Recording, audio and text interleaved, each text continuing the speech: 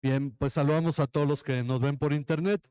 Hoy vamos a concluir una serie de temas que han sido en cierto modo independientes estos temas, basado en lo que es la vida del cristiano, lo que tiene importancia, validez, destacar algunas cosas. Y hoy vamos a hablar de ver la vida como la ve Dios. El, el título es Viendo las cosas desde la perspectiva de Dios. Esto, bueno, creo que más que otra cosa va a ser un mensaje práctico en cuanto al hecho de que son cosas que ya hemos hablado, pero vamos a darle forma y sobre todo porque este podría considerarse como una continuación de la conferencia de la semana pasada, donde hablamos sobre la palabra de Dios en todo tiempo. La importancia de conocer la palabra de Dios, de hablar la palabra de Dios, de vivir de acuerdo a la palabra de Dios. Vamos a segunda a los Corintios 5, segunda a los Corintios 5, versículo 7, es de los versículos más cortos que hay en la Biblia. Segunda a los Corintios 5, 7. Y si se lo aprenden de memoria, pues qué mejor, ¿verdad? De hecho, prácticamente en todas las Biblias este versículo aparece entre paréntesis. Es una aclaración en medio de una enseñanza, pero revela una gran verdad sobre la vida cristiana. Dice, porque por fe andamos, no por vista. No varía mucho de versión a versión porque es corto. Por fe andamos, no por vista. Y aunque es corto y es una aclaración, por eso está entre paréntesis, en medio de una enseñanza respecto de la distinción entre lo temporal y lo eterno, en cuanto a la vida cristiana, no por esa razón es un pasaje simple, es un pasaje que incluye algo muy importante, cómo debemos vivir, porque nos deja una pregunta, ¿qué implica andar por fe? Aquí es donde empieza la situación que nosotros debemos ir analizando. La vida cristiana se vive por fe, no por vista, es decir, no de acuerdo a las apariencias, sino de acuerdo a aquello que Dios ha establecido, aunque no lo veamos. Bueno, para empezar con esto, vamos a recordar algo que ya hemos estudiado tanto en el curso 4 como aquí en las conferencias, algo que ya hemos establecido. Y es el hecho de que tenemos dos tipos de cosas. La Biblia separa las cosas en dos temas.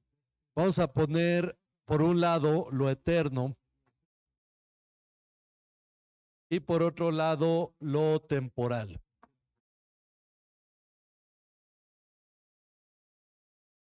Este tipo de cosas o de distinción nos va a ayudar a tener la perspectiva de Dios. Y vamos a hacer pequeños análisis de cómo vivimos nosotros diariamente, a veces basados en lo eterno y a veces basado en lo temporal. Esto también lo llamamos lo terrenal y lo celestial. Las cosas de la carne y las cosas del espíritu.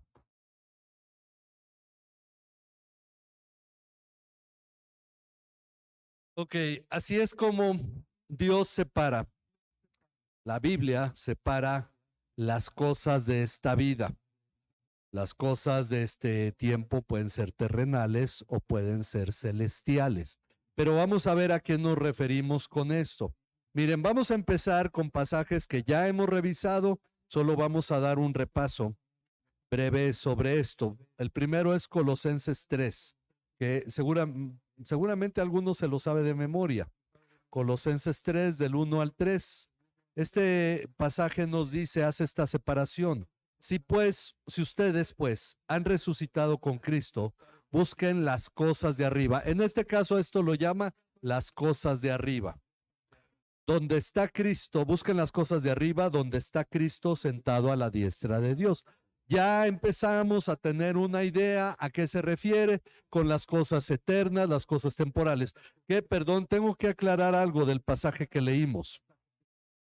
Estas cosas pertenecen a la fe y estas cosas pertenecen a la vista. Por fe andamos, no por vista. Bueno, ahorita vamos a llegar también a aclarar eso.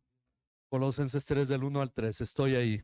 Dice el versículo 2, pongan la mira en las cosas de arriba, no en las de la tierra. Las cosas de arriba, las cosas de la tierra. Porque ustedes han muerto y su vida está escondida con Cristo en Dios.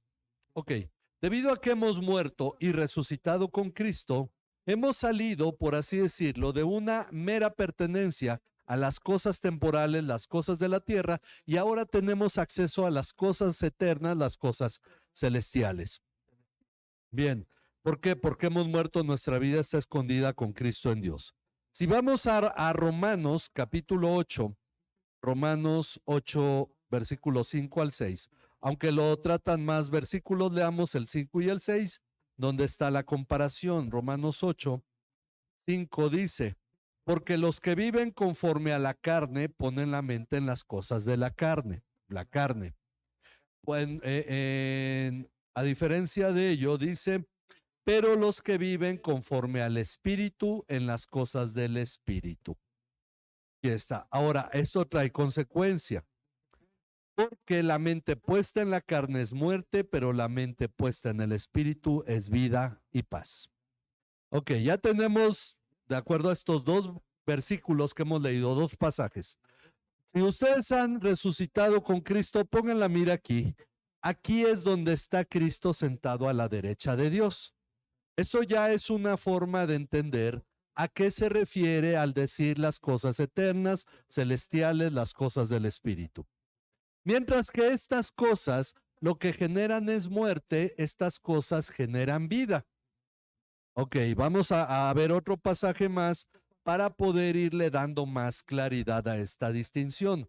Si estamos estudiando sobre ver la vida de la forma en la que ve Dios, entonces tenemos que entender esta parte. Segunda a los Corintios, ahora el capítulo 4, versículo 18. Segunda a los Corintios 4, 18 dice, al no poner nuestra vista en las cosas que se ven, sino en las que no se ven. Y aquí está la diferencia, porque las que se ven son temporales, mientras que las que no se ven son eternas. Ok. Con esto ya podemos irnos dando una idea de las cosas de arriba y las cosas de la tierra. Ya lo hemos señalado, pero tenemos que recordarlo hoy por motivo de que estamos estudiando cómo ver la vida desde la perspectiva de Dios. Porque hay una cosa importante. Yo no puedo tener mi enfoque en las cosas de la tierra y decir que veo las cosas desde la perspectiva de Dios. No puedo pensar en base a lo temporal y sustentar mis pensamientos en lo temporal y decir que tengo la perspectiva de Dios. Pero esto es importante señalarlo por una razón. La mayoría de los cristianos lo hace. La mayoría de los cristianos, cuando habla de diferentes temas terrenales, quiere establecer el punto de vista de Dios, cuando en realidad el enfoque de Dios está en las cosas celestiales. ¿Por qué decimos esto? Porque hay una cosa importante. ¿Comer es algo eterno o es algo temporal? Y sin embargo hay cristianos que discuten sobre lo que podemos o no podemos comer. El enfoque de Dios no está en ello. No en el nuevo pacto, sí en el antiguo pacto. Hay que recordar esto. La ley de Moisés fue dada a personas que no tenían el Espíritu de Dios, aunque lo llegó a tener Moisés, y luego 70 ancianos junto con él, y después el Espíritu pasó a Josué. La realidad es que el pueblo que recibió esa ley no tenía el Espíritu de Dios. no podían ser cosas celestiales o cosas del Espíritu, porque ellos no tenían el Espíritu de Dios, además de que no nacían de nuevo. Por eso la ley, siendo espiritual, como dice Pablo, tenía que enfocarse por necesidad en las cosas temporales, las cosas que Colosenses 2 señala como rudimentos, cosas como, miren, esto también lo hemos enseñado ya, pero vamos a Colosenses 2, cuando dice, esto en Filipenses, Colosenses 2. Cuando dice el versículo 8, miren que nadie los haga cautivos por medio de su filosofía y vanas sutilezas, según la tradición de los hombres. Establece que las cosas terrenales son respecto a la tradición de los hombres, conforme a los principios elementales de este mundo y no según Cristo. Dice, porque toda la plenitud de la deidad reside corporalmente en él y ustedes han sido hechos completos en él. Bueno, habla primero de la circuncisión hecha con manos. Después, debido a que nosotros nacimos de nuevo, que es el siguiente tema, que toma en los siguientes versículos, que Jesús pagó en la cruz nuestros pecados y entonces fuimos perdonados porque estábamos muertos en pecado y recibimos vida. Como conclusión, en el versículo 16 dice, por tanto, que nadie se constituya en juez de ustedes con respecto a comida o bebida, en cuanto a día de fiesta o luna nueva o día de reposo. Estas son las cosas de las que habla el Antiguo Testamento, de las que habla la ley de Moisés, cosas que solo son sombra de lo que ha de venir, pero el cuerpo pertenece a Cristo. ¿Qué había en la ley de Moisés? Comida, bebida, día de fiesta, día de luna nueva y día de reposo. Eran las cosas terrenales. Eso tiene que ver con lo terrenal y no con lo espiritual. Luego continúa en el versículo 20. Si ustedes han muerto con Cristo a los principios elementales de este mundo, del mundo, nuevamente toma este término, dice, ¿por qué como si aún vivieran en el mundo, se someten a preceptos tales como no manipules, no gustes, no toques, todo lo cual se refiere a cosas destinadas a perecer con el uso, según los preceptos y enseñanzas de los hombres?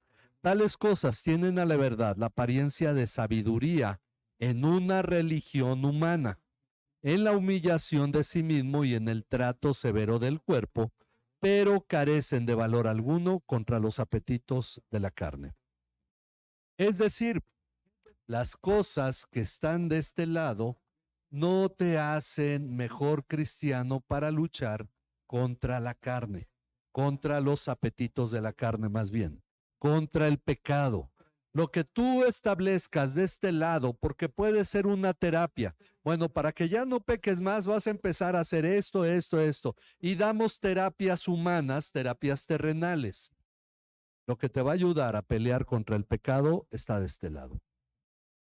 Por eso empieza el capítulo 3, después de decir esto, que tienen apariencia de una religión humana, de duro trato del cuerpo, pero no pueden contra los apetitos de la carne. Lo siguiente que nos habla es, pon la mira en las cosas de arriba. Ok, yo voy a tener la perspectiva de Dios. La ley de Moisés tuvo que enfocarse en lo terrenal porque quienes recibieron la ley no tenían el Espíritu de Dios y no nacían de nuevo, y los requisitos de la ley eran, por lo tanto, terrenales. Ok, yo confío que esta parte va quedando clara. Miren, Jesús se encuentra con Nicodemo, o mejor dicho, Nicodemo con Jesús. Nicodemo tiene dos características que nos narra al principio de Juan 3. Vamos a Juan capítulo 3. Juan capítulo 3, un pasaje conocido que hemos utilizado para explicar precisamente este principio. Nicodemo, de acuerdo al versículo 1, era prominente entre los judíos, era fariseo. Era un fariseo que resaltaba entre los judíos, al que posteriormente Jesús lo va a llamar maestro de Israel en el versículo 10. ¿Tú eres maestro de Israel y no entiendes estas cosas? Nicodemo era un fariseo, principal entre los judíos y maestro de Israel. Algo podemos saber con certeza de Nicodemo, porque lo podemos entender a la luz de estas tres características. Conocía la ley de Moisés, conocía el Antiguo Testamento. Entonces Jesús hablando le dice en el versículo, bueno, voy desde el 9, hago una aclaración. Nicodemo ve en Jesús, lo decíamos en la semana en el estudio de Hechos, veía como los demás fariseos en Jesús a un maestro de una nueva corriente del judaísmo.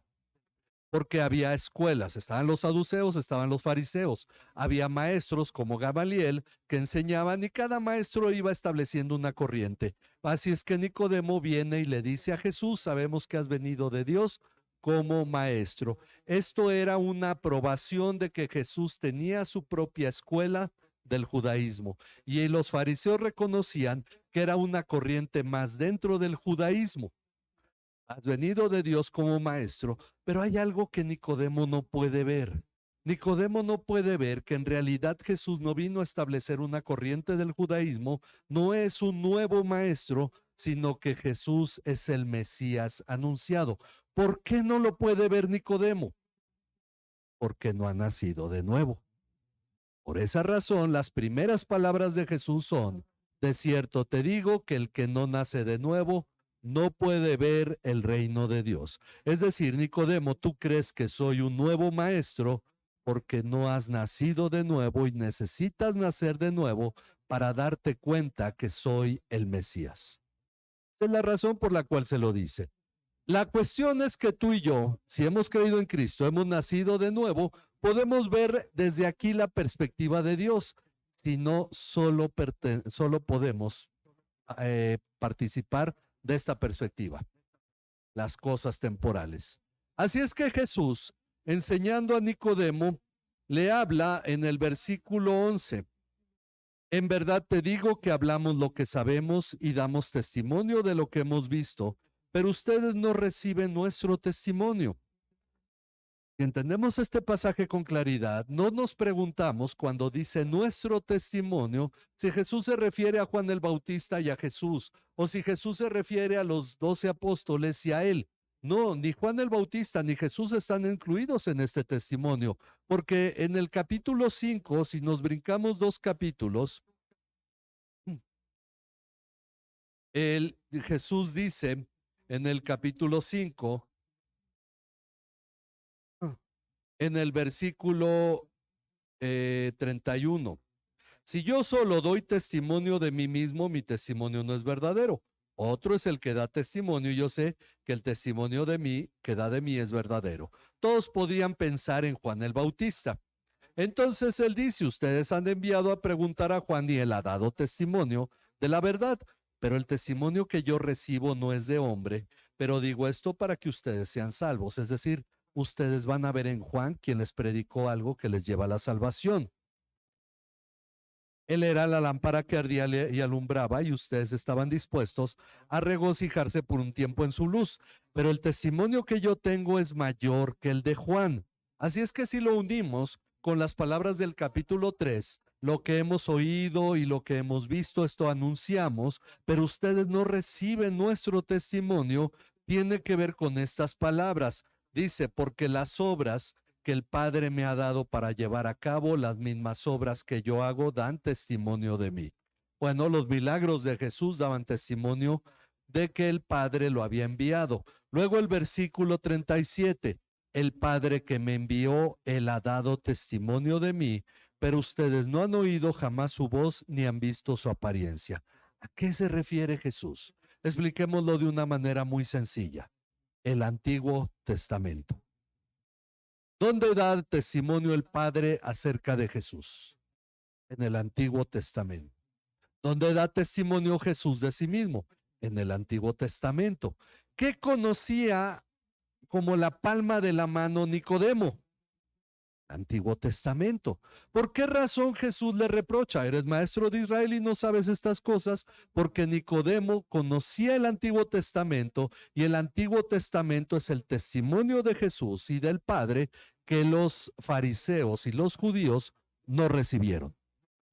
Ese es el testimonio. ¿En qué se enfoca el Antiguo Testamento, la ley de Moisés? En lo temporal. ¿Vamos viendo esta relación? Ok, volvemos al capítulo 3 para ver esta aseveración de Jesús. Versículo 12, tras hablar del testimonio que no recibieron, si les he hablado de las cosas terrenales y no creen, ¿cuándo habló de las cosas terrenales Jesús? En el Antiguo Testamento, en la ley de Moisés, en los profetas. Si les he hablado las cosas terrenales y no creen, ¿cómo creerán si les hablo de las celestiales? Es decir, lo mínimo que se esperaba de los judíos es que pusieran atención a la ley, porque la ley precisamente estaba enfocada en lo terrenal y ellos eran terrenales, no habían nacido de nuevo, no eran celestiales, no eran espirituales y por lo tanto podían discernir en la ley la venida del Mesías, pero no creyeron, aunque enseñaban la ley, aunque le daban a otros la enseñanza de que hay que comer, que no hay que comer, qué días hay que celebrar, qué días hay que trabajar y qué días hay que descansar. Cosas que dice Colosenses se destruyen con el uso, pero el cuerpo pertenece a Cristo. El enfoque en las cosas temporales. Ok, ¿por qué planteamos las cosas desde esta perspectiva? Porque si nosotros vamos a entender la manera en que Dios piensa y nos lo ha revelado en su palabra, tenemos que verlo en lo que Él está diciendo.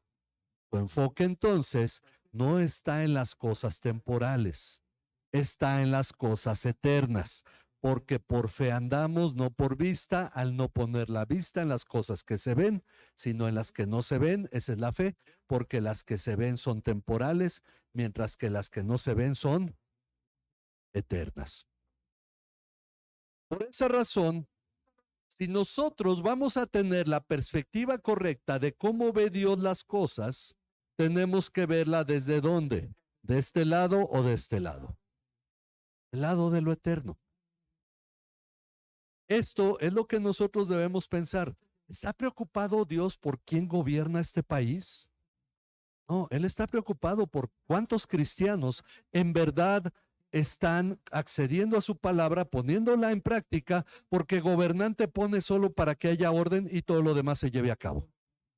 Pero cuando nosotros ponemos la mirada en eso, pensamos en la economía, pensamos en los gastos, en el petróleo, la gasolina, la luz, que no sé si subió la luz, a mí me salió más caro el recibo. Pensamos en ese tipo de cosas que son temporales y Dios dice, ¿acaso no he dicho en mi palabra que yo soy el que suple? Busca primeramente el reino de Dios y su justicia y todas estas cosas serán añadidas. Deberíamos tener paz, ¿sí o no? Porque estas cosas un día se van a acabar. Son temporales. Por esa razón, muchas veces ni siquiera, aunque Dios nos las ha dado para disfrutar, las disfrutamos porque estamos sufriendo por el mañana que aún no ha llegado. Dice que hablando sobre aquellos que prohibirán ciertos alimentos, dice cosas que Dios creó para que las disfrutemos. Pero por andar metiendo asuntos temporales como si fueran los asuntos importantes, no las disfrutamos ni agradecemos a Dios por ello, porque la esperanza de Dios es que cuando tú llegues a la eternidad puedas decirle, gracias Dios, mi vida estuvo muy bien. ¿Qué fue lo que pensaron Gaspar Oliviano y se me olvidó el nombre ahorita del otro autor, de la Confesión de Heidelberg? Lo que vimos en la pregunta fue, ¿de qué cosas tú debes tener conocimiento para disfrutar esta consolación tanto en esta vida como en la muerte? Es decir, para que vivas en realidad con gozo y mueras con gozo también. Hace poco, se me olvida el nombre, Body Bauchman, algo así, este hombre que murió ahí en Florida, recordaron, no sé si él lo dijo nuevamente, pero varios lo han dicho. El día que digan que yo estoy muerto, no les crean. Es el día que estoy más vivo que nunca. Dice de Dwight L. Moody, que fueron las palabras que dijo a su familia, y lo repiten muchos porque el día que morimos, si nosotros hemos creído en Cristo, en verdad estamos más vivos que nunca. Los funerales son para los que se quedan, no para el que se fue. Son para consolar la partida del que ahora está mejor que nosotros. Esto es algo que nosotros debemos de considerar, el hecho de que hasta la muerte es motivo de gozo para el cristiano, dice Pablo en esta disertación que él tenía. Yo quisiera partir con el Señor, pero por amor a ustedes, prefiero estar aquí. Espero que Dios me conceda estar aquí, aunque yo en realidad ya quisiera estar con Cristo. Conocí a un pastor que tenía cerca de 90 años, ya no tenía vista, pero ya muy grande y solo estaba sentado, aunque todavía físicamente estaba fuerte. Lo tenía la familia ahí en una sala y platicando con él me decía, yo me he estado preguntando día y noche desde hace meses, ¿por qué Dios no me quiere llevar todavía?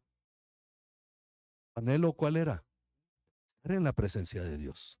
Bueno, como esta plática tuvo lugar hace como 28 años, Dios se lo cumplió antes del año, de hecho, cuando platicamos, como a los 6 meses más o menos, él partió a la presencia de Dios. Pero esa es la cuestión, que nosotros tenemos esta vida temporal, no como una carga, sino como una bondad de parte de Dios. Que lo importante es lo eterno. Pero los afanes nunca son por lo eterno, ¿verdad?